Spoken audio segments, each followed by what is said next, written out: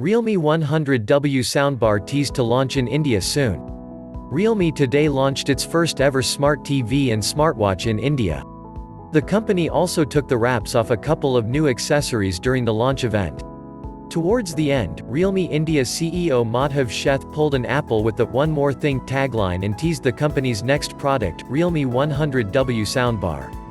Yeah, Realme is already gearing up to launch a product to accompany its freshly unveiled smart TV lineup. The Realme 100W soundbar, as shown in the image below, will be coupled with a subwoofer. The soundbar itself is said to house 4 speakers, which brings the total up to 5 when you count in the woofer. The render here gives us a first look at the soundbar, which appears to be massive and lengthy. We can see a couple of handy buttons at the top as well.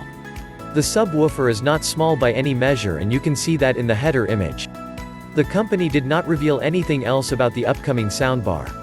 Sheth, in the live stream, did add that Realme will bring the next-level surround sound experience to users very soon.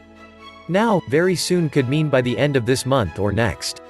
We will have to wait for more teasers and announcements to know better.